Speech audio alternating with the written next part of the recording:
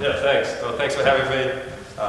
Thanks for turning up. I know it's kind of some interesting weather out there. When I left North Dakota, there was 2 feet of snow, and I was glad when I woke up this morning and there wasn't any snow on the ground. It was good to get away from that for a little bit. But I'm the head women's basketball coach at Dickinson State University.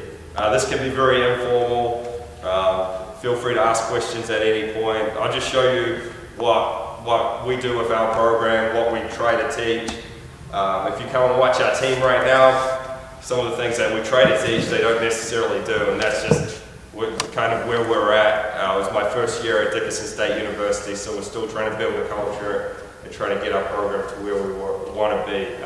This last year we were 8-20, so we had a fairly bad record, but we feel like we're going to be pretty good next year. We're building for the future, and a lot of the things that I do with the team, I've picked up from Coach Don Meyer. And Don Meyer is a men's coach over in the States. He coached at Lipscomb University, and most recently he coaches at Northern State University, and now he's retired. So most of the stuff I do I've copied from somewhere else, either copying it from Phil or Terry or the coaches that I've come across in my last 9 or 10 years in the States.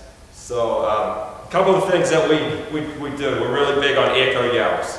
So with the players today, we're going to give them echo yelling. So whenever a coach yells out an instruction or a teaching point, all of the players are going to echo yell that. And we do that for a couple of reasons. The first reason is when we get to a game and we call an offense out, we want the whole team to echo yell at the people on the court and the people on the bench. It's just a way that we communicate so that there's never miscommunication. So we use echo yells a lot. The other thing that we do with our players, and we won't make the players do it today, but our players, whenever they're listening to a coach or waiting in line, they've always got their hands up. So we have a couple of the coaches, we're fortunate where we have a couple of assistant coaches, they're always carrying around a basketball, and if a player's got their hands down, we'll just lightly throw them the ball just to remind them that they need their hands up. And the reason why we do that is we just want to emphasize to our players, always be ready to catch the basketball. So we always have our players that have their hands up. Trying to think what other things we do. Big thing for us is playing to the whistle.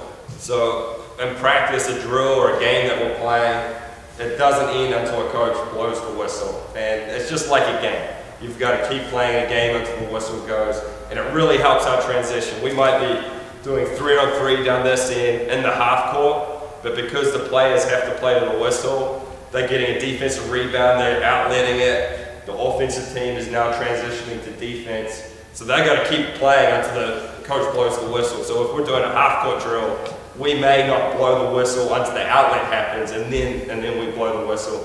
We feel like that's practice, getting mental reps with our players from going from offense to defense and defense to offense without actually going up and down. So playing to the whistle is a big emphasis for us. And then the fourth thing that we really try and do in every drill is do a 3-step transition. So we might just have guards working on their perimeter skills, or we might have guards working on their interior skills, posting up, they go into their hook shot. Now after they make that shot, now they're going to sprint back 3 steps and then turn and point to the ball and yell ball. So every drill we do, we try and get that 3-step transition just so that we're practicing transition even in our half-court drills, and our players are working on the mental side of the game, going from offense to defense and defense to offense. So things that you can incorporate into every drill to work on those things. Players, are you ready to rock and roll? Well, let's have the players let's just put 3 lines on the baseline down here. 3 even lines. If you have a basketball, great. If you don't have a basketball, then that's fine as well. Let's just put 3 even lines on the baseline down here. We're just going to show some of our footwork that we do. It's nothing magical. I wouldn't say to just copy the footwork that we use, but maybe you see something that you like and that you can use with your team.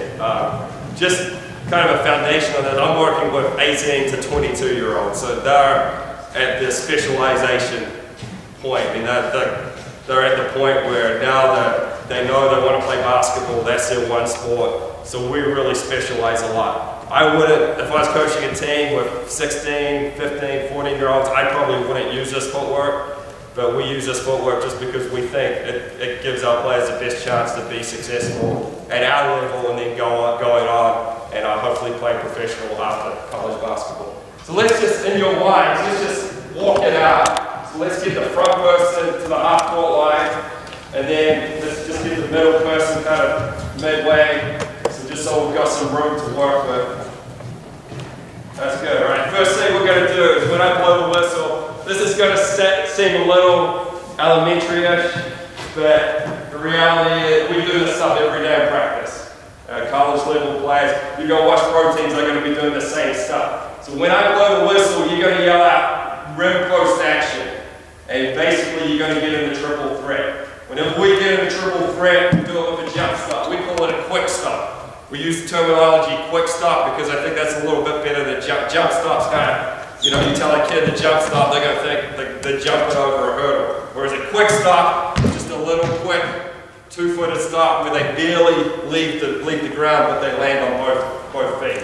So when I blow my whistle, we're going to yell out rim post action, and you're going to do a quick stop. We say rim post action. Every time we catch the ball, we want to look at the rim. And then after we look at the rim, we want to look at the post area. So just anything in the lane, we want to look at the player in the post area. And then the third thing we want to look at is the action on the weak side of the floor. So if I have the ball here, I look at the rim, I look at the post, and then I'm looking at the action on the weak side. So it's triple threat. But we have our players yell rim post action, so they go through that scanning process of looking at the rim post action. So players, you good? So on the whistle, we're going to yell out rim post action as loud as you can. Quick stop and be in triple threat position. Rim post action. Good. And all right, a little bit louder this time. So echo yells. We're going to work on echo yells here. So that's when we play that championship game. Got 2,000 screaming fans in the gym. We can all hear each other. All right, good. So now we're just working on triple threat, just basic triple threat. That's all it is. Next thing is pivoting. We have permanent pivot foot. So we always, right-handers always use the left foot as their pivot foot. Left-handers always use their right foot as their pivot foot. So we're going to do front turns and we're going to do rear turns. So rear turn is a reverse pivot. Front turn is a forward pivot. All right, so I'm going to either say front turn or rear turn, and you're going to do that turn on the pivot, on the left. Are we all right-handers here? Got one lefty, so Shay, you'll use your right foot as your pivot foot. And what do we say on the whistle? Good. Alright, stand up, loud. Well, I don't want to have to get to push-ups and suicides, all those good things. Front turn. Rear turn. Front turn. Yeah, just on that, just go 180 degrees and hold it, and then when I say next turn, then do it after that. What are we working on when a coach has a coaching point? Heads up. Heads up, yeah. What's one of the emphasis that we want to do as a team in our system of communication? Echo, yeah, all right, what's your name? Nat. Good job. All right, we've got somebody that listens, so we've got to go middle, we've got to give it to Nick at the end. So echo, yeah. So when a coach says front turn, what do we all say? Front turn. When coach says rear turn, what do we all say? So we can kind of have fun with it. It gets better when everybody does it.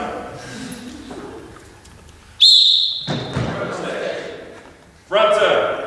Front turn. Rear turn. Rear turn. Front turn. Front turn. Rear turn. Good, very good. We're starting to talk a little bit. We're going to warm up this gym eventually. All right, next thing is our driving footwork. So we're just kind of breaking it down and we're building it up. So direct drive, we want everything in a straight line. So what's your name?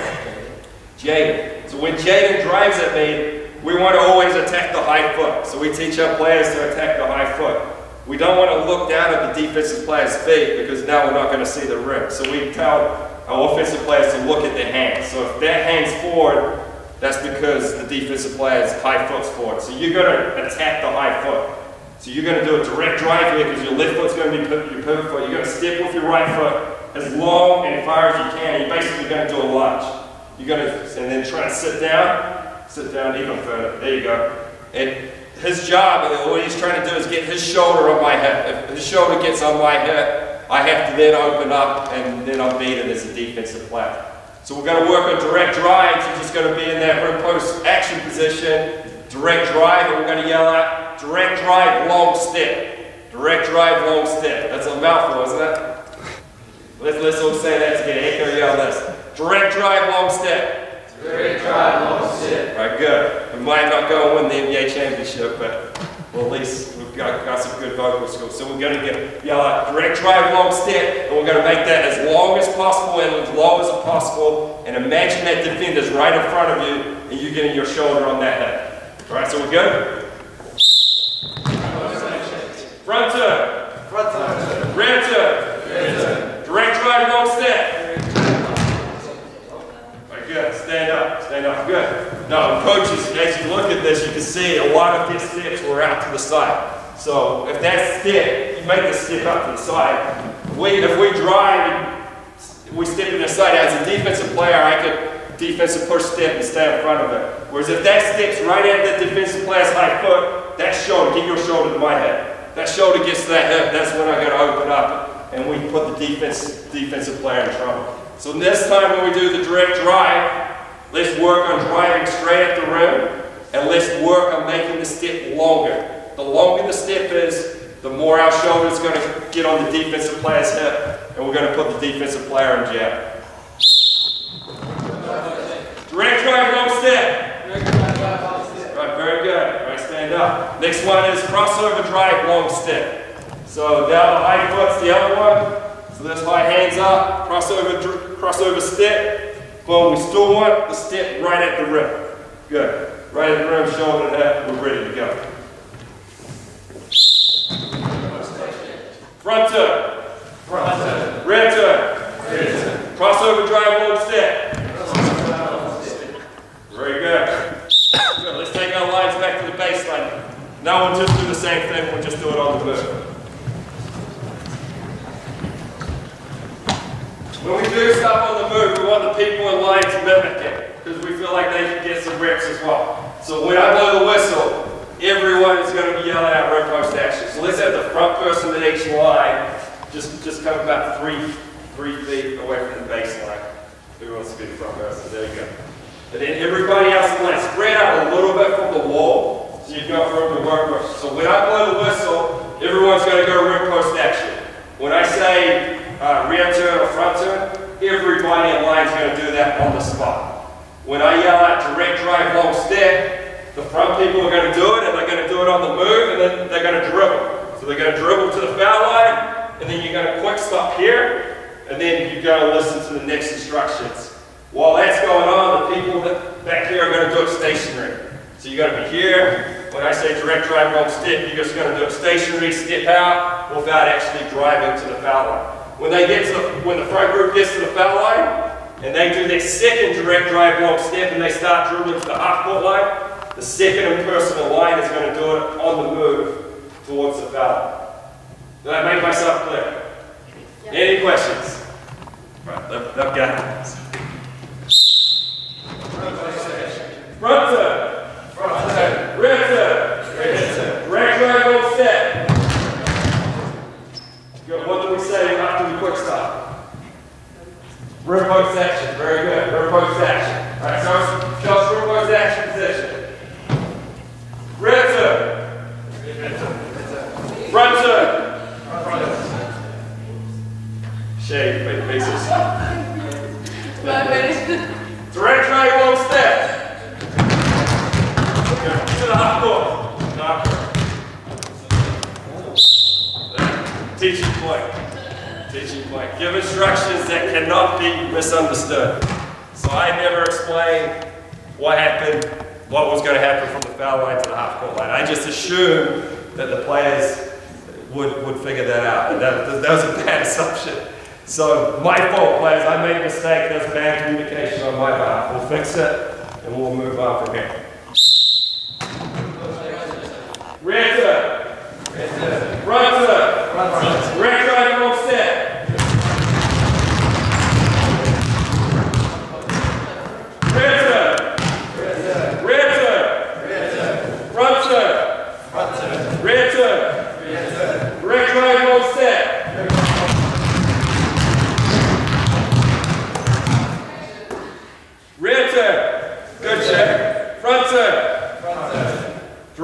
right long step. Wait a minute for the baseline. Great job. Front turn.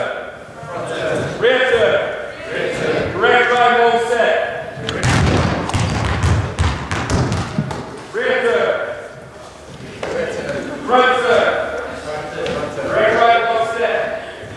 Very good. Now on the way back, we're going to work on crossover right long step. So exactly the same thing. Now it's the direct drive. We're going to go crossover drive, long step. Some of the teaching points is just get long. You know, we're standing up quite high at the moment, so just getting the players to drive the hips down. The other thing is on this drive is imagining that there's a defender here. It probably would be really great is if in practice, if you had cheers or something like that, or managers that you could put out here so that they're actually driving against the chair, and now they're working on getting their shoulder to the hip, they're getting low and long. The eyes are up, the eyes are at the net, those different things. Are there any questions so far on this? Yeah. I'm just wondering why you coach permanent pivot foot? Yes. Why? Yeah. I think, and it's a preference really. Just when I watch like the international players, they have permanent pivot foot. Like you watch the NBA players, they've all got permanent pivot. Watch the best players internationally, and I think that's not really a good reason, but the reason why they use it is because they can have more efficient offensive moves. I think the first thing is just with shooting, being able to jab and then come back to that position. I think it's a lot easier for a right-hander than jabbing with the left foot and coming right back, because the left foot has to come further back. And then I think the other reason is just like shooting. You just work on shooting with one hand. And footwork, I think, to develop most efficiently, if you just use one permanent pivot foot, your offensive footwork with that foot will get to a far higher level than if you use both feet as a pivot foot.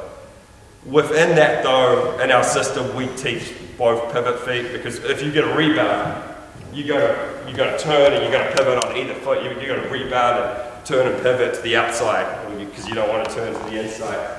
In the post, you got to use both pivot foot, like a baseline drop step, a middle drop step. So I'm a right-hander right now. Now I'm using my right foot as my pivot foot. Or when we teach our post players to face up, we always teach them to open up to the middle of the floor, so they see the whole floor. So even though I'm a right-hander and on the perimeter my pivot foot's my left foot, here I'm using my right foot as my pivot foot. So even though we're teaching permanent pivot foot, I think our players would come out of our program and they would be really efficient with pivot feet, because our guards are going to work in the post, they're going to get rebounds. So in all aspects of the floor, they'll develop both feet. But I think the permanent pivot foot is just superior as far as one-on-one offensive moves. I think it's easy. And it's just a lot of moves. If you teach someone to jab this one, jab this way, crossover this way, direct both feet, that's a lot. That's just twice as many moves. Whereas we can cut that in half by having a permanent pivot foot. And what about the situation where your pivot foot is defined by how you catch the ball and you have no choice? Yeah, and then that's going to happen. And we try and get away with that by teaching the quick stop. So we feel like no matter how they can catch the ball, they can always land on both feet. So if they're facing the rim, they're facing away from the rim, they're in the post, they're on the outside, they can always catch the ball on 2 feet. Now they can always determine the left foot. But that's an ideal world. And there's going to be situations where the right foot is the pivot foot and they're just going to have to figure it out. So I think working on that is going to help them in those situations. And if I was coaching youth, I would teach them both pivot feet. And then let them, as they get into 17, 18, now let them decide what they're going to go with and what they're most comfortable with. Because I think as kids, they need to know how to use both. Because there's so many situations in basketball where you do need to use both as a pivot foot. Cool. You all ready to go? So crossover long step. Who's the loudest person in the gym right now? Shane. Yeah, Shane. Right. Well, we all need to be loud and Shane. Let's say that.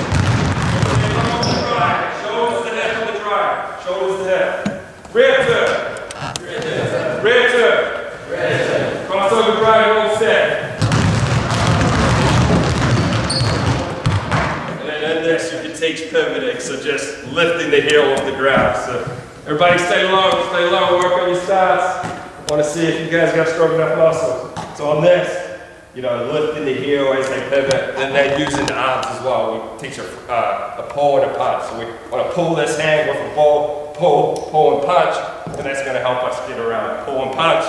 So teaching that footwork and the arm movement with it can make the pivoting better. Crossover drive, long step.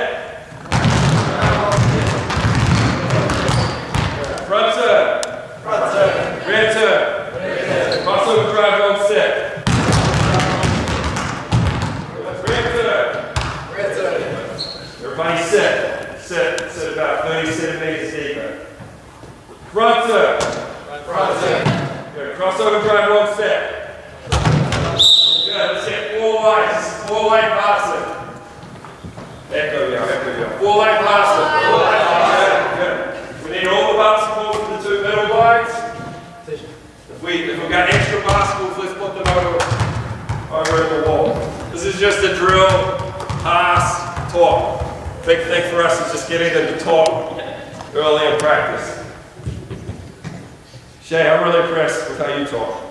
Huh? You're a good talker. I like talking. But like most players, do you like talking off the court? Yeah. It's like most players I've had, they like talking off the court, but you do both, you're a complete player. That's good. All right, so what we'll do now, we pass the ball to the outside line. Once the middle line, let's have the first ball come out.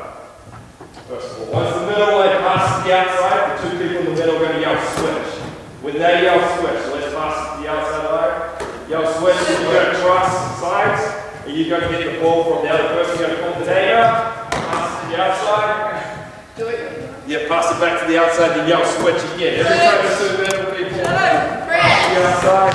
All right, good. Stop there. Now the other thing, and this will lead into another drill, and I'm just showing you this because it's different ideas. It's not because it's better than anything else.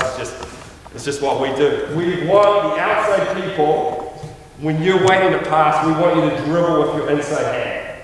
So when Shay, you're going this way, you're going to dribble with your inside hand. The reason why we do that is we'll get into a 2-on-1 situation later. We teach our players to dribble with the inside hand so that they can get into their pass quicker in a 2-on-1 situation. But you'll see how it fits into what we do a little bit later. So the outside line, rather than traveling or running with the ball, dribble the ball with your inside hand. When the middle people are ready, and pass it back. So why don't you come back to the start of the line. Since you guys got this, you're going to show us how it's done. And everyone else is going to follow. There we go. Lots of ball. Lots of ball. Switch. Good. Next three. There we go. Let's go around. Good. There we go. Switch.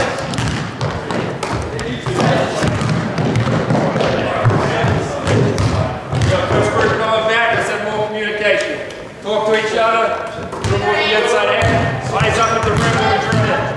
Slice up the rim when we dribble. Good, next group, here we go, here we go.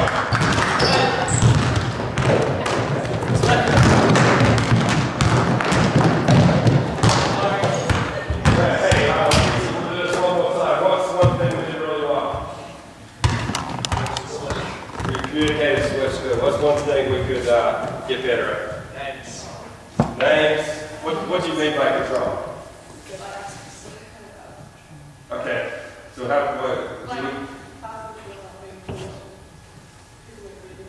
yeah, so let's be ready for a ball. Maybe something that can help as names. Before you pass it, you communicate that person. Do you all know each other's names? So that's good. But just talk for it, yell for the ball, communicate names, do some of those things. Here we go.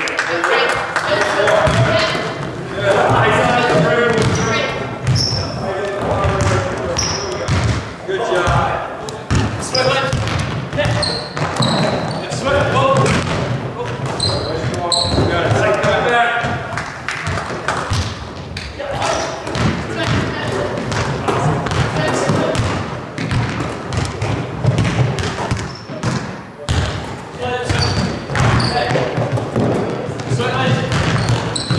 Very good.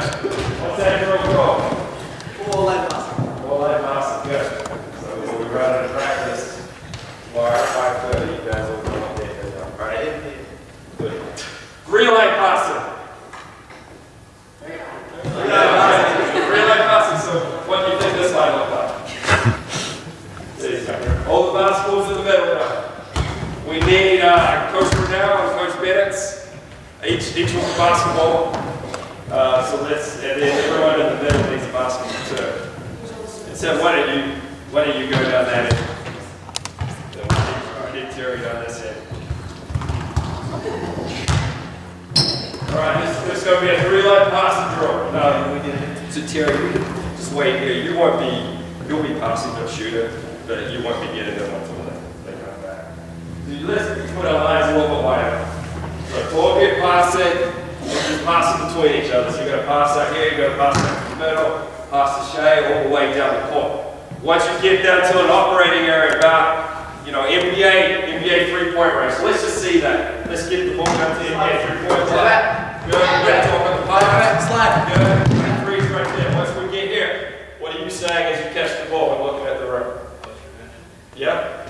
Just what do you want to look at first? The rim. Yeah, so rim post action. And now we're going to get into some screening. So all that's going to happen, you're going to go and set a screen. Before you set a screen, you want to cut away. Alright? If I'm defending you, and you cut this way, and I don't go with you, you're just going to cut from the basket. Alright? If you cut that way, the defense goes, now you're going to go into a screen. So you're going to go and set it down the screen. With our screens, we want to set the screen ideally in a position where Shay can use all 4 cuts. So the 4 cuts is a backdoor cut. We call this a tight cut to the rim. A lot of people call that a curl cut, but we call that a tight cut. So that's 2. We've got backdoor, we've got tight cut. Next one's a curl cut. So coming off it, just curling it into the mid-range or curling to the 3-point line. And then the 4th one is a fade cut. So the defense goes full side, we're re-screening, and now we're fading out here. So Shay, you can do any one of those reads. Backdoor, tight, curl, fade. You can call them whatever you want to call them, whatever you're comfortable with. So with that screen, the reason I say this is we want to set the screen in a position where we can make all 4 reads. So we don't want to set it too far in, because now we can't use the backdoor cut. Yeah, we can do the fade cut, but we can't do the backdoor cut, and it's hard to tight or curl up it. We don't want to set it too wide, because now we can't fade off this. There's no room to fade. So we kind of want in the middle area, kind of midway between the lane. Is this called the lane or the key line? The lane and the 3-point line, so we can do all 4 cuts. The person with the ball needs to get the ball in a position where they can pass to all 4 cuts. So let's go and set the screen. We want to set the screen back to the ball, set it up. So right now, you're probably in a good position to feed to the tight or the girl or the back door, but if she fades, that's a long pass to make. So we run a motion offense. So in a motion offense, you want to take the ball to the action. So let's say, Shay, you fade off it, come off it, fade. Now dribble the ball to the action, boom, now we get it. So in any motion offense, we want to take the ball to the action. So feel free to use the dribble to do that. Okay, so if we pass the shooter, what are you going to do if she fades off it? Where's the open space? Yeah, so you cut, and you're going to get the ball from zip. So the player is going to pass to the cutter, who's going to shoot it, and then the coach is going to pass it to the screener, who's coming off the screen. So why don't you 3 set it back up again? That is it. Let's keep it that way. Any questions so far? Anyone can come off the screen, you can do anything you want.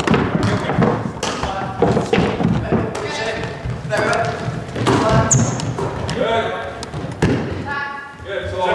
Good job. Nice. Good. Next 3. Here we go.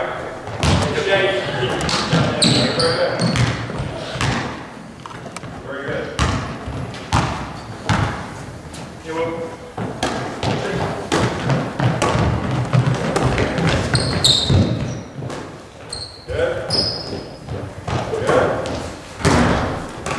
Good, very good. Good.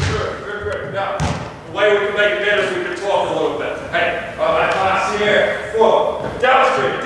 Visual, verbal, call a name, have this, set the screen. Now, as we come over, we can talk the screen as well. We can talk the cut. That would really help us. We have a good tight cut there. So fine. You came off and did a good tight cut. Whenever we have a tight cut or a cut to the rim, we want the screener to come back to the ball. So we want the screener here, kind of cuts to the rim, and we want to come back to the ball. So we've got good spacing between the cutter and the screen. Let's go through. Cool. Let's have the next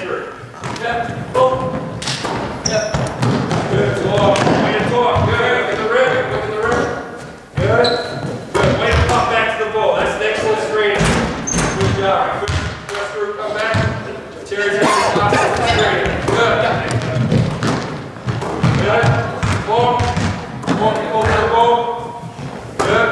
Way to pop back to the ball. Good. Next version. Good.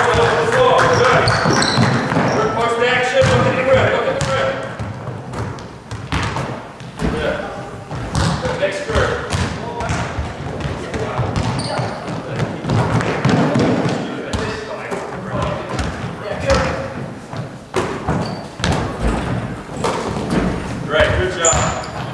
Coaches, any questions on that? Or any comments? So just the way that you could start breaking down screening and getting them, doing that's kind of, instead of doing a three-man weave, as that you're getting a little more game relevance. They catching the ball, they've got to recognize when they get into the scoring area, when to quick start, when to look at the rim, when to start getting into screening. You could probably add some defense to it.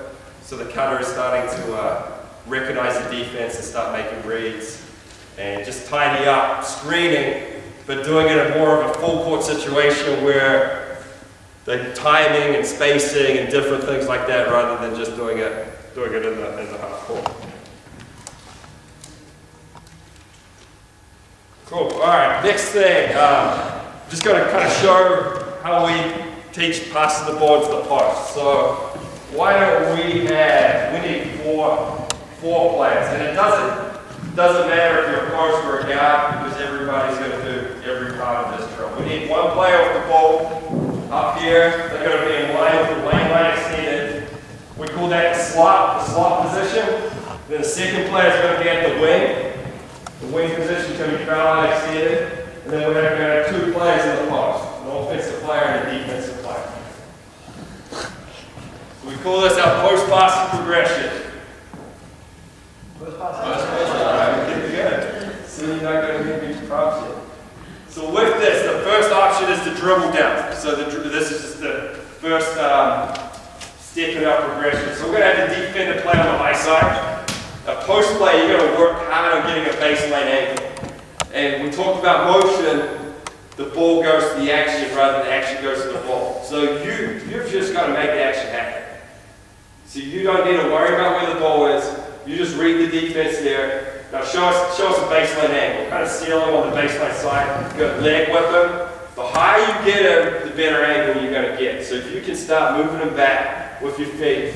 And we teach an H position in the post. We make an H shape with your feet and your hands like that. The reason why we do that is just so that they're not holding and hooking and doing a lot of those different things and not getting held down. We work a lot on our players sealing with their lower body, making lower body contact. And you kind of did anyone watch the game today? I guess some of you have to work. It worked. I mean, some of those players would be a lot better if they sealed with their lower body. David West, who's the guy from the Grizzlies? Zach Randolph. I mean, Zach Randolph, he can't do anything against Duncan because he's sealing with his arms, and Duncan's so smart that he's swimming and holding him down. He's not getting the same post angle. So that's why we teach H position, everything's lower body contact. So show us that baseline angle again. Good. And if you want the ball to come to the action, you need to tell the ball. You need to tell the ball baseline. So we just yell out baseline. Just as loud as you can, and you've got to demand the ball. If you're not demanding the ball, we'll tell our guys not to pass the ball. But if you're doing your job, demanding the ball, yelling baseline, then they're going to get you the ball. You're going to work again that baseline angle. You're going to try and move them up the lane. And then you perimeter people, we're going to do a dribble loop. So we're going to have the person with the ball here dribble to the wing. You're just going to look to the elbow here, look to the ball. Boom, come up. And now we're going to make a baseline. When we beat the post, it's 4 targets. So show us that H position. Let's just face the coaches so we can show this. So show us that H. So there's 4. There's elbow here, knee here, and knee here. Now the 4 post-passing targets. So when you get that baseline angle, show us that baseline angle again. So now we're going to beat the ball to the baseline side, either the knee, which will be a bounce pass, or the baseline elbow, which will be an air pass. And when we lead the ball, we don't want to lead it towards the baseline, we want to lead it to the rim. Because he's got great post position right now. If that pass goes to the baseline, he has to catch it here. now we've got bad post position. Whereas if we lead this pass, either an air pass or a bounce pass towards the rim, now he can go towards the rim, catch it at the rim, and score it safely without even making a post move. And that's what we're trying to do. Scoring the ball inside is trying to score without making a post move. So let's lead it to the rim, demand the ball. Go, let's do it one more time. What's the one thing we're missing there? Yeah, exactly. If he doesn't yell, there you go. Good. Let's do it one more time. Hey, what's your name here? Yeah. Will? Yeah, Will. You're doing a great job. Thank you. Now with the ball, now you're just reaching out a little bit like that. And if you reach out there, he's going to step around. So you try and get your arms back and hold your seal until the ball comes to you, and then go and release it. You're doing great. Good job, Will. Go. Let's go again. Hold the seal. Move up the way. Good. Let's go one more time. All right. Fran, you're doing a good job. Now, where are the last two passes go? He's not there. So he's probably getting hands to it because you pass him to where he is. So you try and hit that baseline angle, but try and get it so it leads it to the rim. So if he's not catching it here, he's actually going to catch it here, and now he can go straight up. Here we go. Baseline. Go again. Now I put that one on Will. All right, that was a good pass, but Will release the seal. Hold the seal a little bit longer, Will. There you go. Way to hold the seal. Very good. So this is just a dribble down. That's the first part of it. The second part of it is when the defense fronts us. So let's start the ball at the top. Let's dribble loop again. We'll get a baseline angle. Work on getting a baseline angle still.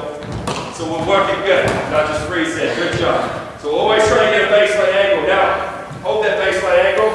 Now if we see him working, we can't get the ball right now because he's fully in front. So actually, show more baseline. Show. There you go. But now he's working to get it front. We want a half circle.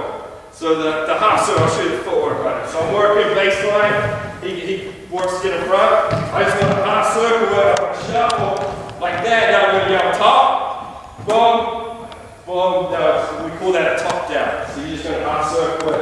Keep your feet moving. Hold your seal. Hold your seal until the ball passes your head. And then once the ball passes your head, you go up. Go and catch this one. All right, let's see how that goes. Dribble loop. Top.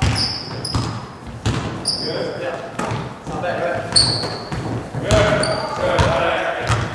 You made the right read, right? If you got it here, you saw the baseline angle. What could you do to make it easier for you? Baseline, yeah, just because that was what was Exactly. Because the ball's going to go for the action. Yep. So if you yell baseline, they're going to get the ball to the wing. Yep. If you yell top, they're going to get the ball back to the top. So you've got to see whether the defense is getting around the front. If that's in front of you, start half circling. Your chest is going to start facing the rim. And then it's going to start facing the ball at the top. And you're just going to yell at top. You perimeter people, you wait until he tells you what to do. Just keep the ball at the wing until he yells top, and then get it to the top, and then we can go top down. All right, here we go. Top. Good. Let's do it one more time. Any questions on this so far? All right, now, the thing that I think will help you a little bit, you're predetermining that it's going to be a top down. Yeah. So what I want you to do is you just wait there. Now as the ball comes to the way, and you land it hard, that's your first thing. You want to get the baseline angle and get this. Yeah. Now once you get this fighting position, he starts fighting in front. So you come fight there, and you fight in front. Now as he fights in front, that's when you half circle, and that's when you go top. Go. Okay.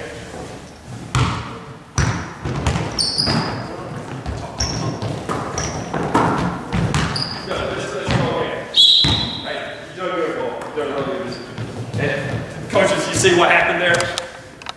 Okay, lost contact with the defense. And then that's when the defense got a hand up.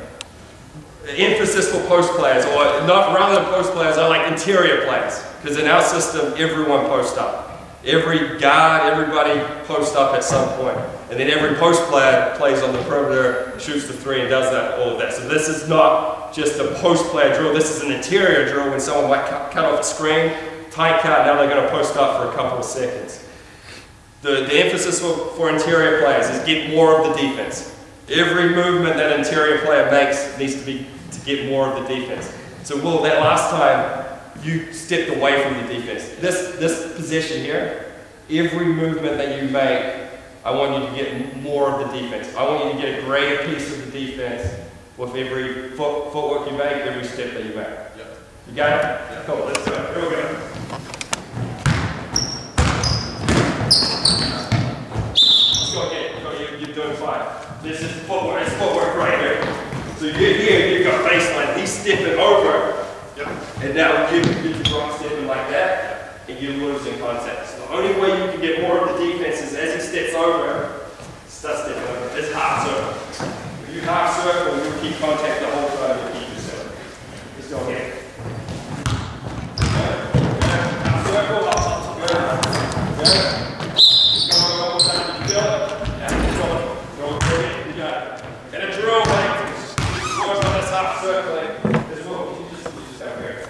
We'll make you do an example where you don't really get it right. I just want you to get an A position.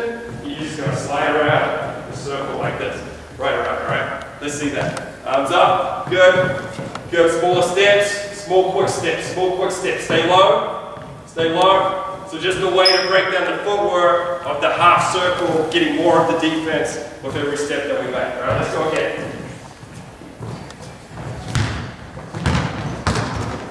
That's better. A lot better. Good. Let's go one more time. That's a lot better. Good job. Good. Very good. Very good. Well, his footwork's really improved. That last time he had his right hand down, so good post defender's just going to step over and swerve and get in front. But Will, your footwork was excellent there. If you could just keep both hands up, that would be really good. So that's the second sequence. We've got the dribble down. That's called the top-down pass. And then the third part of our post-passing regression will be the back pin. So we're going to dribble loop here. This one we don't need. Oh yeah, we still have a post defender. That'd be good. Now we're just going to pass the ball to the top. You're going to communicate back pin. And back pin for us is stepping out and sitting in a back screen. So you're going to sprint and find the perimeter players at the defender. Come out to the back screen, press up, set the screen. Let's set the back screen and move back to the rim. Good. Now you've got a lot of different reads on this, right? You can set the defense up. What we like to do, if you V-cut anyway and the defense comes top side, so if they come this side, just come back here a little bit. If they go top side, you're always going to fade to the corner. So it's going to be, so if you hear the defense goes top side, then you're going to re-screen, boom, we're always going to fade there. So on a back screen, we're trying to cut away from the defense with every screen that we set. Cut away from the defense. Wherever the defense is, we're working on cutting away. So if they go ball side, we're always going to fade to the corner, we're going to re-screen. If they come off this and you set the back screen, boom, V-cut off that, boom, now you just got to use it. You've got to come off. So we only fade to the corner if we go ball side. You're going to cut to the rim. So why don't you just cut to the rim? So we've got the back screen part. Yeah. So let's go to the back screen. Let's go to the back screen part. Good. V-cut. Go off the back screen, cut to the rim. Good. Now the back pin. Now we're going to set a pin down. So Fran, you're just going to stand at the rim. We're going to set the pin down. Then you're going to come off the pin down. So you're just going to say, set the screen. Fran, you're going to come off it. Boom. Push play. You're going to get a post angle, baseline, middle. And then we're going to look at feeding the ball. Alright, so let's just see that with the dribble loop. The dribble loop, good, off the top, back pin, come off that, good, pin down, good, excellent. So a different way that we can get a two-man game with our two best players. Our best perimeter player, our best post player, and now you can do a lot of different stuff with that. You come down and set a ball screen, you can just see the post, do different things like that. On the pin down screen, so come and sit the back screen. Come off that, cut to the rim. Good, now go sit the pin down. On a pin down, if we're sitting the screen for a shooter, so this player's a shooter, we want to set this pin down screen a little higher and wider. So we probably want to set it right up here. So you just show us that. So Shay, why do you think we want to set the screen higher and wider for a shooter coming over? Well, if you get a quick release though, how do you defend the screen though? Because I feel that post, if the defence hedges, then the shot's not going to be there, but it's just a quick release shot. Short, quick release. And our thinking with that is if it's a shooter and they go bullseye, now we've got a lot of room where we can fade to the corner. So this screening position is really good as far as opening up a curl cut, a straight cut, or a fade cut. Whereas if we sit the screen down here for a shooter, so let's come sit the screen down here. Right, I'm chasing, but a good defensive team, any screen at least below the block or maybe this next hash, because there's no room to fade in, hey, I'm chasing, but boom, I'm just going to go like that because there's no room to fade. So that's why on a pin down screen, for a shooter, we want to set it higher and wider so that there's room to fade it. If it's a driver, if it's someone that's really good at curling off a screen, we're going to set it lower and flat. So this is a driver now, so you've got to get quite low and flat, back, more like that. Boom, now we can curl and tight cut off it. Let's tight cut. So tight cut to the rim. Boom, now there's more room for a driver or a slasher to tight cut because the screen is happening flatter and there's more room in the middle. So we can tight cut off that. Good, now the screen can pop to the corner. So we've got that kind of action. So depending on whether we're setting a screen for a shooter or a driver, will determine a little bit where we're trying to have the screen at. So, any questions on that? Let's just see the back pin a couple of times. So dribble loop, pop, make any read you want off it. Good.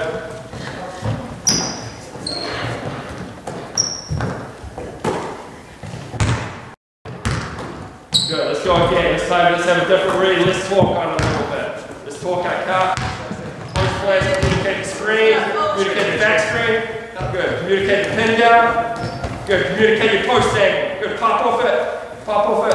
Good. Good, go again. Let's have a different read.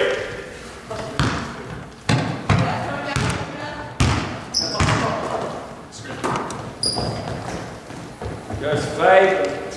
Good, dive. Good, hit one. Good. That's a beautiful action if it just happened a little quicker. let's see that. Let's get the ball at the top. That was a great fade. So fade to the corner. Will, you come and sit that screen. So you sit that back screen. Well, actually, you sit the back screen first, Will. So come out to the wing. Here you go. Because let's think, Will's defender is right here right now. So we pass the ball to Frank. Well, if you dive, well, wide overlap. So that's excellent. Good. That's our post-passing progression, and we'll do that every practice, at least for 3 minutes. 1 minute on the dribble down, 1 minute on the top down, 1 minute on the back pin. Just working on post players getting angles or interior players getting angles. Everyone will rotate one spot, so everybody will have a chance in the post area. Everyone will have a chance in the perimeter. Because we like our players all to be able to pass into the post, all to be able to post up, all to be able to play on every part of the floor. And part of that is we've got a 30-second shot clock. So we've got a little bit longer, so motion offense is a little bit easier to get to. We're now off 24, it kind of scares me. I've never coached with a 24-second shot clock. So what offense do you run with the long catch? It used to be you could never get a team to run a 30-second offense, and now you never get a shot after 24. So maybe we need 27. Yeah, that's true. All right, let's do. Are you guys warming up on the baseline? Let's do a little bit of a transition drill. You can kind of start getting warmer as you go. Tim, do you mind being the coach? So you come by, you grab the ball. You're going to be shooting the ball from the top. Have we got two teams, or you got red and white? Cool. So let's have the red team's going to be on offense. So let's have one red at the wing, at the left wing, one red at the right wing, and then let's have 3 whites come out and match up with each of the reds, and then one of the whites are going to match up with him at the top here. So he's white. What's that? Yeah. Let's have one more white. Cool. Thanks. Awesome. All right. So Tim's going to be shooting it. So when the shot goes up, Two red players are going to be trying to get the offensive rebound, trying to get out of the blockout. White team is going to be blocking out. So the way that we teach blockout is block out and then pursue.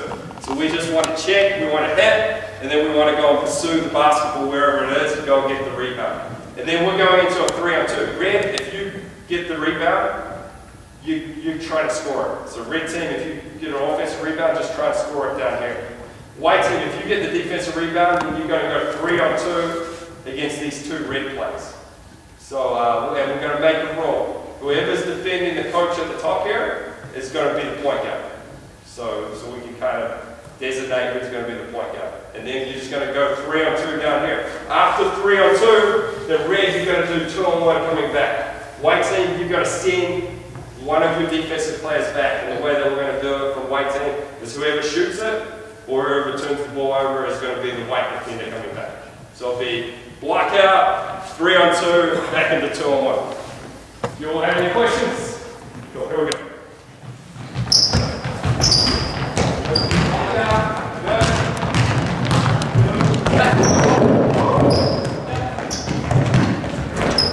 Yeah, 2-on-1 coming back.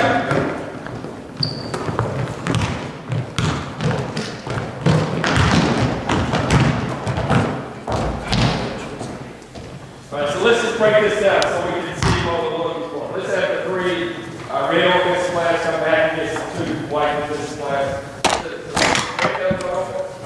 Let's have three whites against the two reds. Yeah.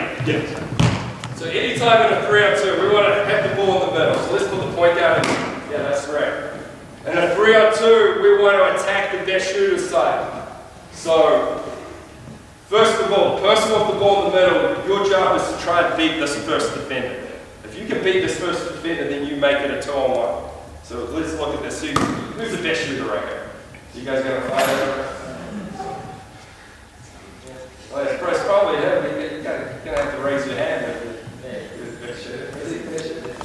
You might have to have a shootout. So you're the best shooter, so let's get outside the three-point line. So you're going to attack the best shooter's side. So you're going to try and keep up with the defender.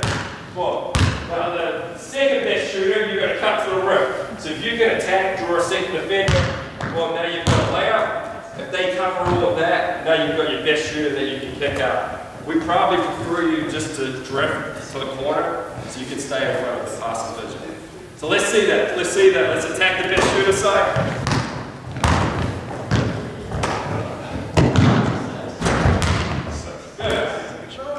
So, and I know that you'd say, oh, transition and you're settling for a three, but I think if you've got your best three-point shooter, a wide open shot, you're not going to have a better offense than that. I mean, you've got them a wide open three, or you've got your best driver, slasher, a layup. So that's kind of what we do against 3-on-2. Against 2-on-1, let's have one white shooter.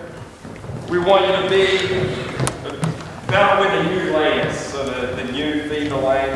We want you to be both about as wide as the fever lane. And this is where we dribble the ball with our inside hand. So this kind of goes against what you can try and do, but we want to dribble the ball with the inside hand so that we can make a quicker pass when we make this decision. So this is driving lane, passing lane right now. So you're attacking the defender. If they pick you up, well, now you're going to drop it off with your inside hand and then feed them to the lane. If he just gets the ball back here, if the defender still goes towards the receiver and doesn't pick the ball up, then you're going to drive it, you're going to rip it over to the right side, well, then you're going to score a layup, or you can do it inside the layup. So let's see 2-on-1. 2-on-1 wide, dribbling the ball with the inside hand, reading the driving lane, passing lane.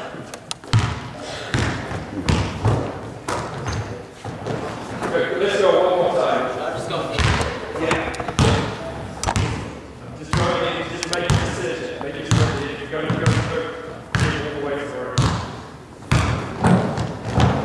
Go one more time. Go one more time. Does everybody see how you can attack with the inside hand and rip it over and score the layup?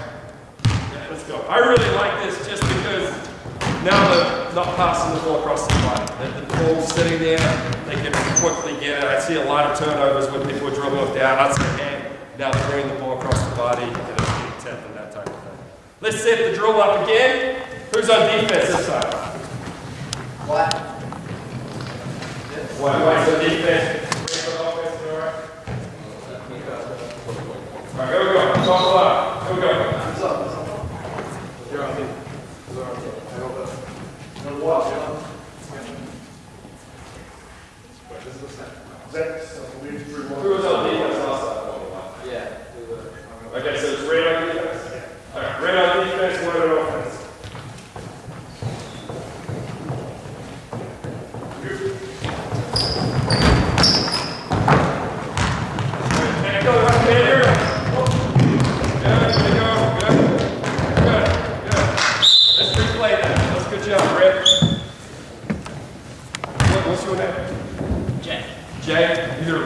job of attacking with the best shooter and getting by the first. What you did is you got here, you had your teammate wide open for a lap. So as you drag, make sure you see the rim.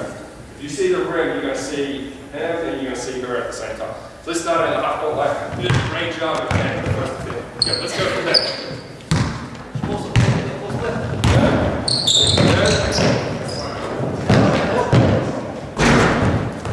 Rebound, score it. Good. 2 on 1. Way to push it. Good job. Next to your back. Let's go. Straight into it. Let's go. Stan's ready. Here we go. Let's go. Here's it out. Are we ready? You're ready.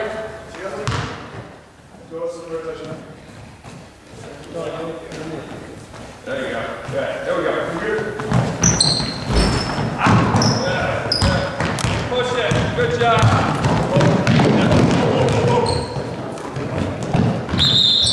Replay. 2 many passes. And if round 2, we're only going to make 1 pass. If you make 2 passes, then it's going to be a 3 on 3, maybe a 3 on 5. If you're playing with slow people that don't like running the ball. So Sapphire, we need you to make the first play. You did an excellent job of getting the outlet and getting the ball to this position. The next thing that we want you to, we need you to do is attack that first defender. So who picked the ball up there? Who was it? So we had, so your job, who's your best shooter right now?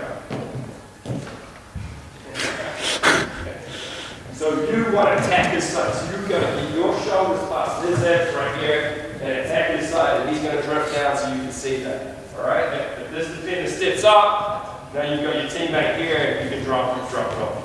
So you did a great job in the first part, let's just add the second part. So let's start the ball at the half court line. Attack the best shooter, get past the first line of defense. Good pass. Good, excellent. Good. Very good. Do it again. Sapphire, that was excellent. One more time. Sapphire, where are their hands? Yeah. When they get their hands down, where is that relationship like? Back here? Okay. So you use a bounce pass. You use a bounce pass and then work out against it. Alright, let's go again. Do good. Good. Nice. Good job. Good. Ready to crash. Good. Go 1. Go 1. Good. Excellent. Very good. Very good. Any questions on that? What is the time, James? 1:15. Quarter past. What would you like to, is there anything in particular that you would like to see, or we could go over while we still have the court? I think we've still got another 15 or 20 minutes. So if there's anything in particular anyone wants to see or go over and talk about. Yep.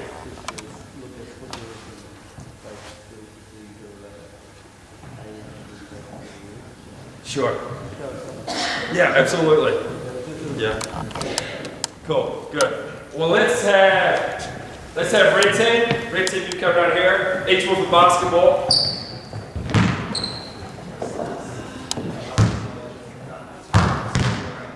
Right. I'm going to kind of show a couple of different things. We'll have 2 groups going. So we've got our perimeter group. We're going to have interior group. This is going to be the perimeter group. Your interior group, we're going to get to you here in a minute. I'll show you here in a minute. This is our pullback progression. So with our pullback progression, we're all going to get somewhere on the court looking at the rim down there. First part of it is just going to be working on our starts. It's going to be, this is why I don't do this. So front, back, crossover. Front, back, crossover. Eyes up. Just working on getting a rhythm and then get faster as we go. And that's the first part of it. The next part of the progression is stepping. We're going to get back to the pullback dribble here eventually. Step in, eyes up. Alright, next part is now we're jumping on it. Jump out and pull it back. We want to pull it back just as much as we jump out. And the third part is the dribble V. So we're going to make a V, then pull back. Eyes up, crossover. 2 dribbles out, pull it back, cover as much ground as pull back as you can, crossover. So that's our pullback progression. So our guards will come in, work on that. Work. getting quicker and quicker and quicker. So let's start the first part, just front to back crossover, front to back crossover. Let's see that. Go eyes up to the neck. You get a rhythm, you get faster as you go. A little bit of rhythm, working on the crossover dribble. Cross the ball over below the knees. Below the knees, eyes up at the neck. Good, now add a step, Let's pull it back, crossover. Good, eyes up. Crossover below the knees. Good, now add a jump. Now you're jumping out. Pull it back as far as you can. Good. Good. Good, now dribble it. Push the ball out, pull it back. Good. Pull it back as fast as you dribble it out. Good. Good pull back. Good.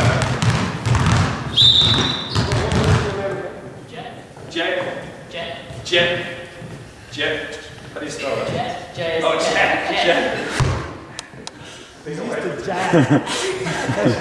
Jack, you've got a really good pullback dribble. Jack does a really good job of dribbling the ball out, and now his pullback, he's covering a lot of ground. So you're doing a great job with that, so continue that. And that's the key, because you take two blast up dribble as far as you can. Well, now we get trapped.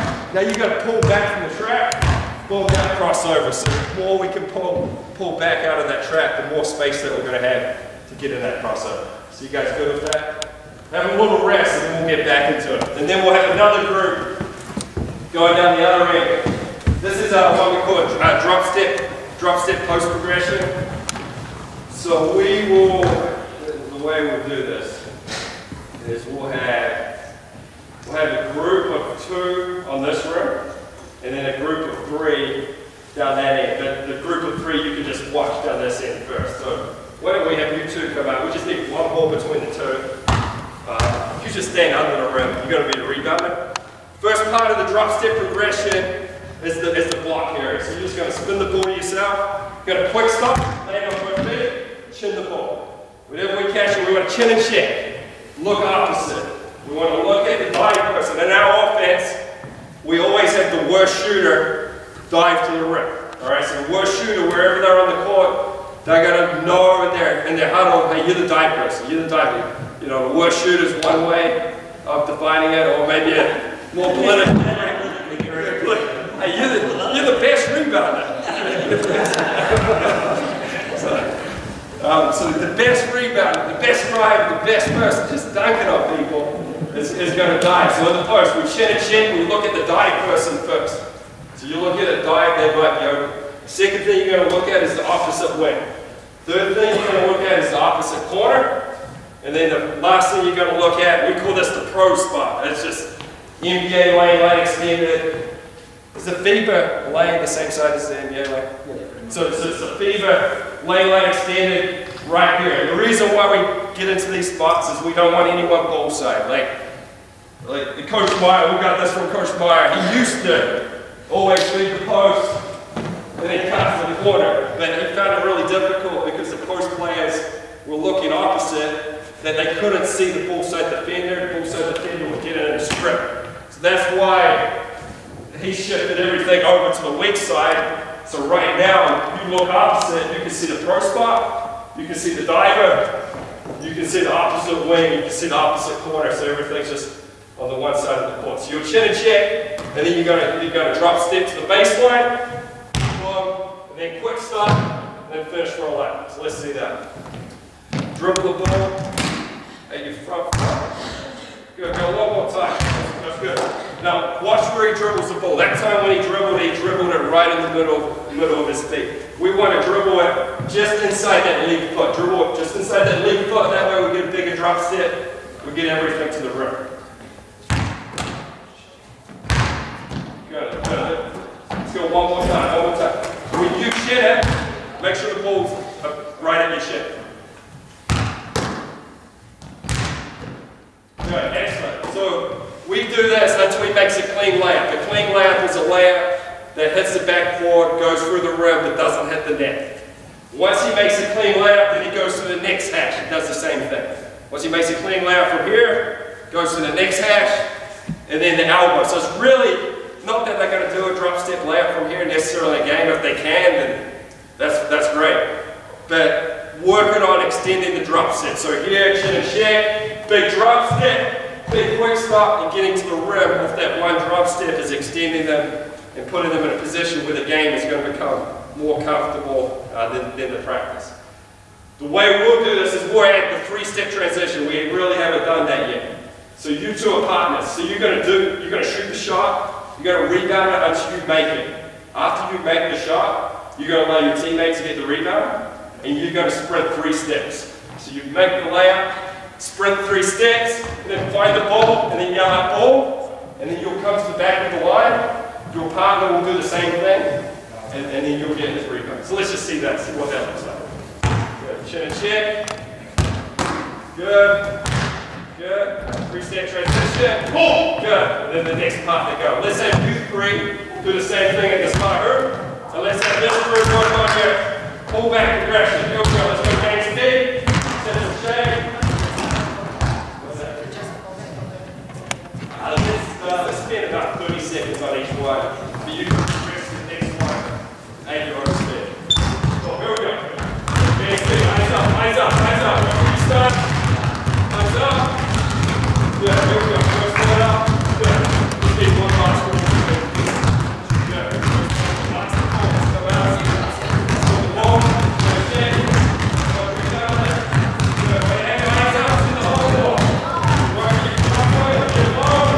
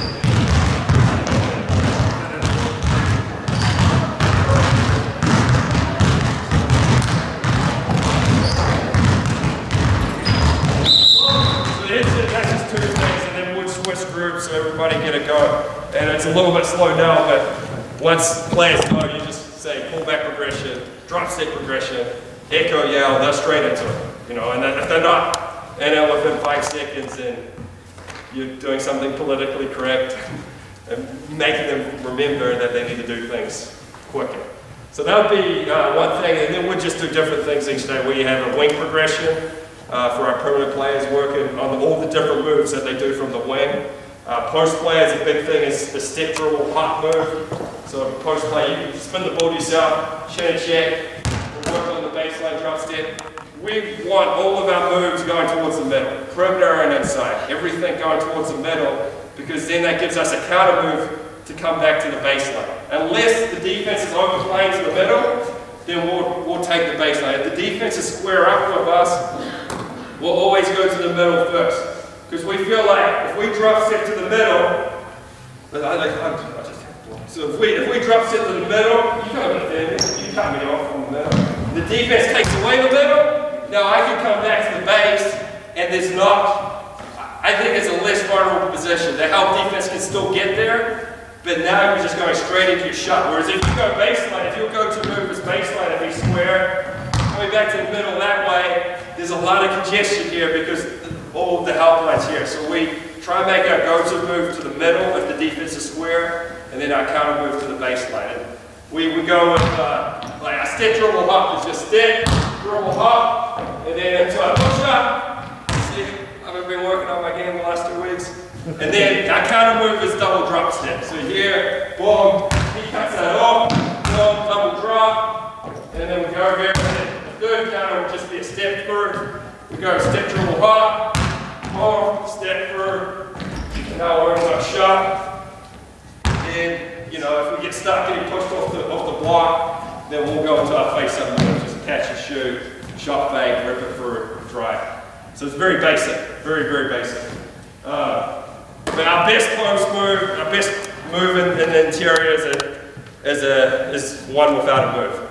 Get a baseline angle, a middle angle, top down, we can pass it, we can catch it, we can score without making a move. If our players do a good job of sealing, then we don't need to do any moves. We can just catch the ball safely and score it simply. Do you want to see the wing progression? Would that be helpful? Just kind of see what we do. So we'll just have one player do it. Who wants to be the lucky one? The best shooter in the gym. It'd be the lucky one. Let's see. But he wasn't the self-proclaimed best shooter. His teammates got it. This is something that we can do with a coach or our players can do in their own time. So if they do it in their own time, they're just going to spin the ball to themselves. With a coach, the coach is just going to pass it. Every time you catch it, it's going to be word post action. So everything's going to be an action win. I'm just going to tell you the way you're going to score. You keep going as you score. So if you miss a shot, you get your own rebound, don't let it hit the ground, put the ball in the hoop. After it goes through the hoop, get it out of the net before it hits the ground, pass the ball back to me, and then sprint to the opposite way. And then I'll pass the ball to you, you'll do the same thing that way. Get it back to me, you'll be back in the same position, and then we'll go into our second sprint. You see pretty strong. What sort are you doing? Scenarios. You got this, easy. Baseline right back. Reverse action. Good, good. Finish it. Good, out, sprint. Good, good. Talk again. Good. Good, leave everyone dribble. Out there. Good, right back. Leave everyone dribble. Good. Stand up. Good. Good, out there. Sprint. Good. Good, out there. Good, baseline forward. Reverse action. Good, forward. Good, forward. Put it in, finish it. Good, out there. Reverse action. So just bring it out from the side again. You do okay. And something that we encourage our players is that time his footwork's been great. They're great according to us, the way that we want to do it. Not that that's any better than any other footwork, but the thing that we want our players to be able to do is that crossover drive, is go into it off a straight stop. We've talked about the quick stop. Any catch and shoot situation, we're going to teach the quick stop. Any situation off the dribble, we teach the straight stop. And the reason why we do that is, off the catch, I can get my feet ready while the ball's in the air, so I'm ready to shoot it. But if I use a jump stop or the quick stop off the dribble, that takes longer to get into a shot than the straight stop. So anything off the dribble, we do a straight stop. So do the crossover step, you're going to feel like you're not covering as much ground. But if you get the first step right, you don't need to cover a lot of ground. If you attack the high hand, shoulder to hip, make contact with me this time. Yeah. If he makes contact with me like that, he doesn't need to get any more open. You just go into your shot. The only way I can get to a shot right now is by fouling. So that's where I think doing both ways is good. If the player can drive and score off the jump stop or the quick stop, and they can drive and score off the stride stop, I think then you've got a complete player, because then they can score off the two different ways. So let's just see, let's try and do it off the stride stop. Just see how it feels. Doing great. Go, okay. Got it. Nice. Good. Good loading. Good job. Finish it. Good. Out there. Good. Good. We got a baseline ball. Yeah. All right. Baseline, step back. Baseline, step back. Good. Good job. Good. Out there.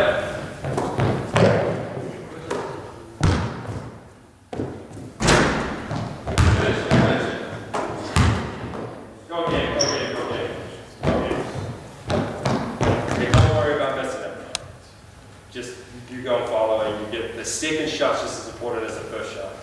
You might win the game off the first shot, but most of the time you're probably going to win the game off the second shot, the extra effort. So just focus on the next touch. You miss it, no big deal. You'll make the next one, go and get the rebound, put it up. Good. Good. Take it up. That way. Good job. Middle set that.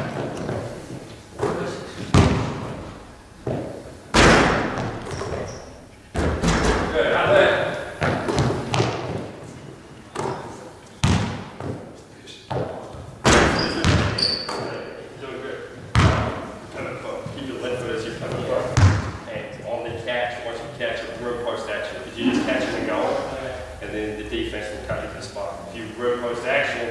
See everything, you can make the best decision.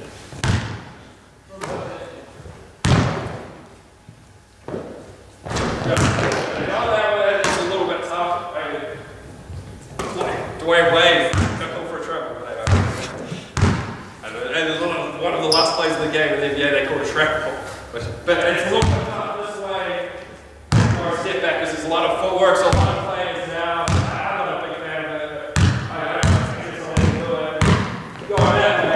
That drag leg.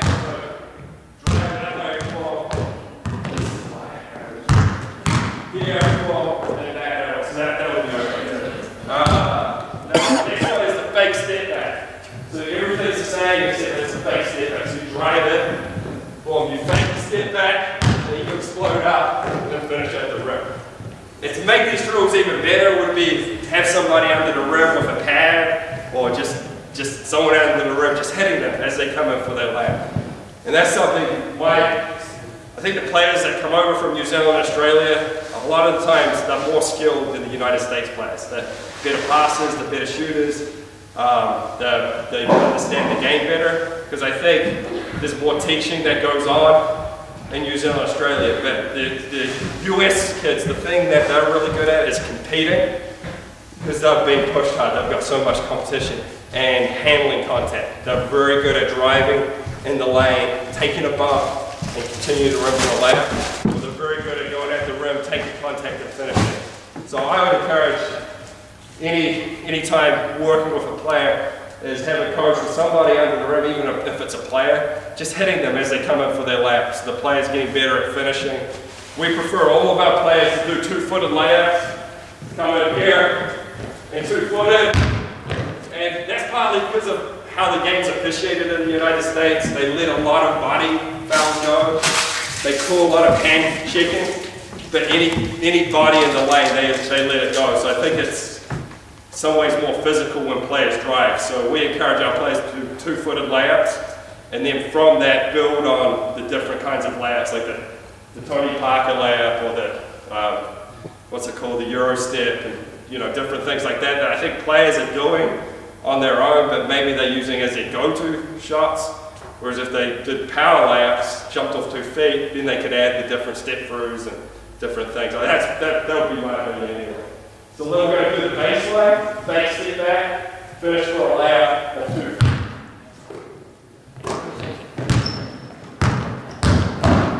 Good. Good. Way to go into contact. Good job. Good. Little fake step back. Really solid fake step back. Solid fake step back. Good.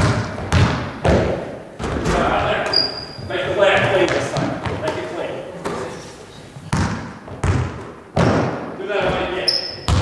You did a really good job this side of selling the fake step back. This way, really, really sell. Come here, make it light. We're going to do a step back shot and then explode to the rim. Good. Good job. Out there. Good. And then the last one we do is just a jab and through. Jab, shoot through. Good.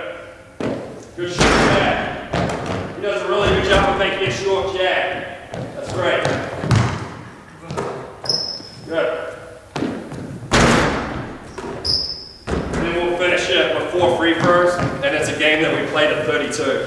Every shot's just worth the same as the game. 3-point shots worth 3, 2-point shots worth 2. Layups are only worth 1, and layups are only counted if the player makes them clean. So they shoot it off the backboard, comes through the rim, and it doesn't hit the rim, it just comes through the net. and it's a clean layup. So the 1 point for a clean layup, and then each of the free throws are worth 1 point. If they have a perfect score, then they'll score 32.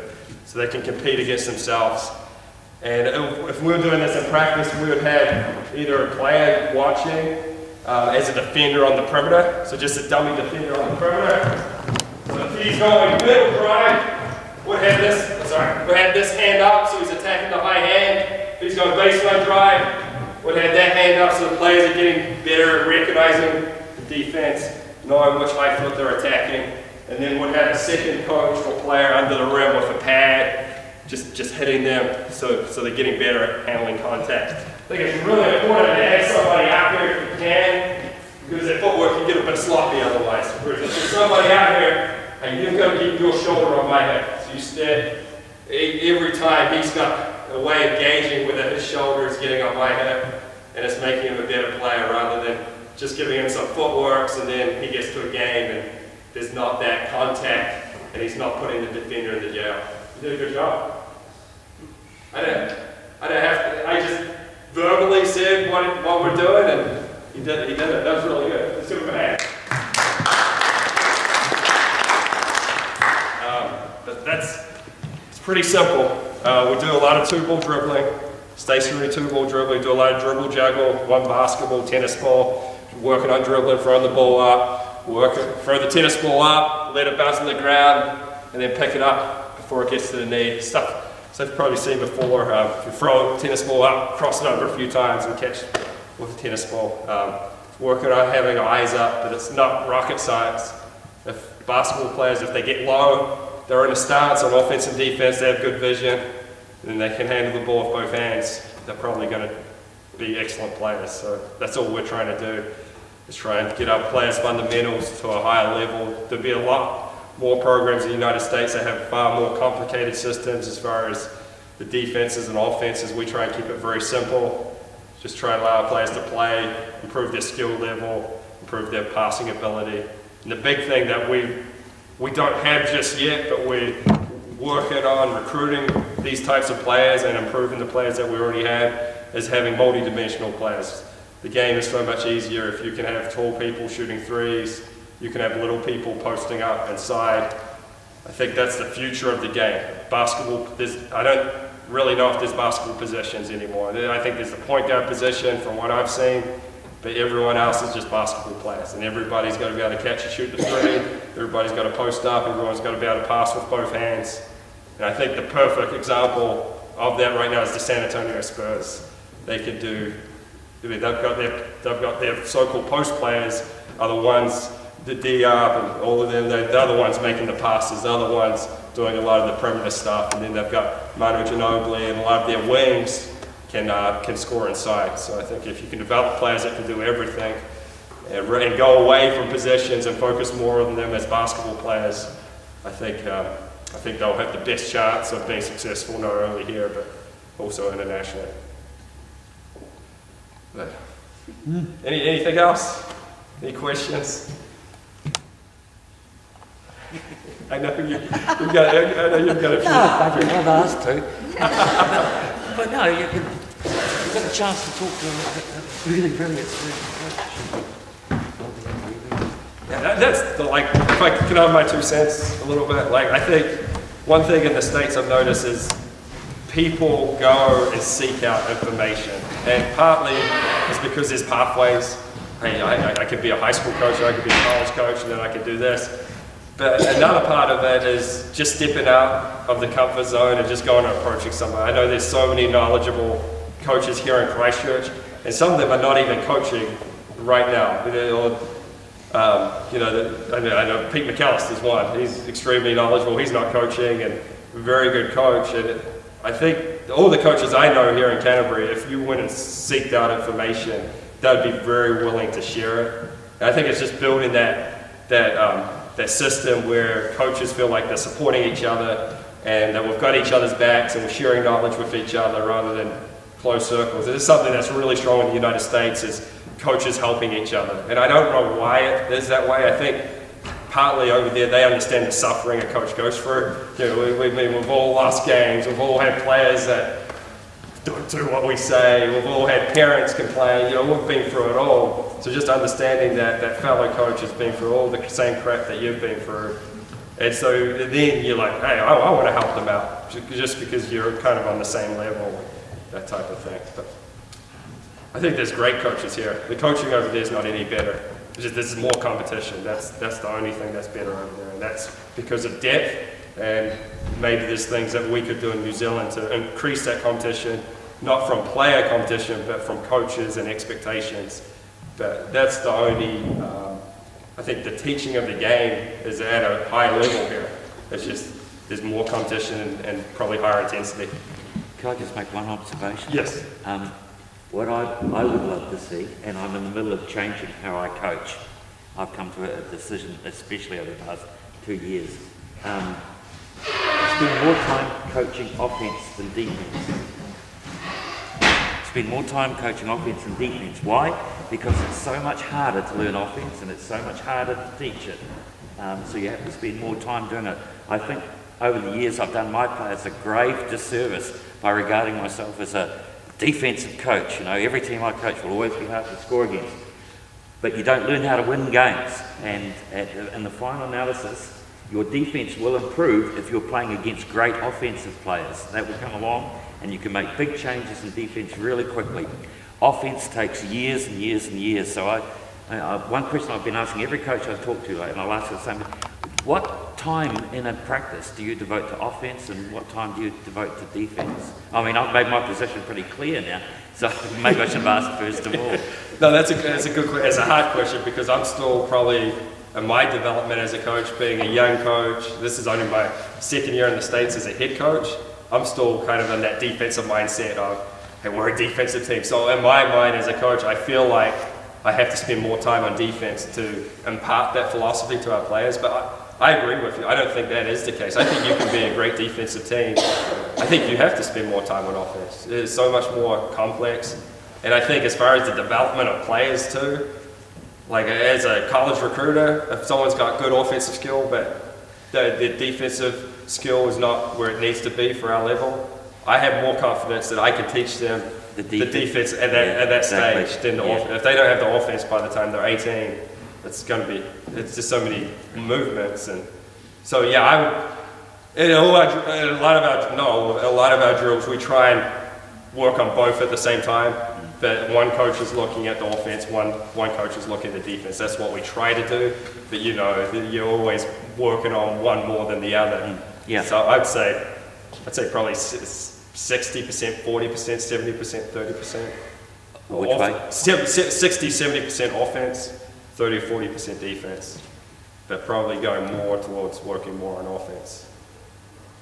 Because at the end of the day, defense, if you stay in front of the ball, you're going to do a pretty good job. I mean, that's the thing that we probably work a lot on, is just our on-ball defenders staying in front of the ball and pressuring. And then now a lot of that other stuff is not needed. If our on-the-ball defense is good and we're not reaching, we're staying in front, we're closing out, doing all of that stuff. Yeah, I'd agree with you. And I'm probably not quite where you're at, but that's where I need to get. I mean, I'm just interested. Yeah. That's another professional practice. Yeah. No, I think definitely focusing on the offensive side of it. Not to the detriment of defense, but it is so much harder to learn, it's so much harder to teach. Yeah. And usually you've got to spend more time on those things. Right. And then if your offense is better, then your defense is naturally going to get better. Yeah. Mind you, if you want to get 20 points closer to the team you're playing next week, the quickest way to do it, limit time, is improve your defense. And that's what we all do, and that's what New Zealand has done for years with its national teams. Gone away, with this mantra that we will beat, you might beat us, but you'll know you've been in a game. Yeah. Instead of how are we going to beat you. Yeah. And put in a zone trap that they've never seen. And those sort of specialty items. Yeah. What other questions or comments or players? Do you have anything? Well, the players did a great job. So let's give all the players a hand. James and Terry, thank you very much for organising this. I'd be more than happy to do something like this every time I come back, because it's good for me to give back, but also I pick stuff up from all of you as well.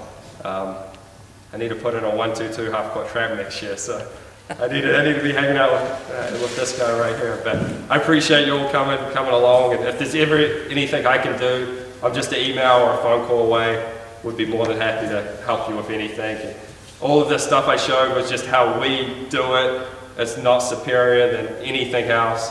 What it comes down to is how well do you emphasize it, and how well do your players execute it. I mean, there's 1,000 ways to skin a cat. There's not one footwork that's better than the other.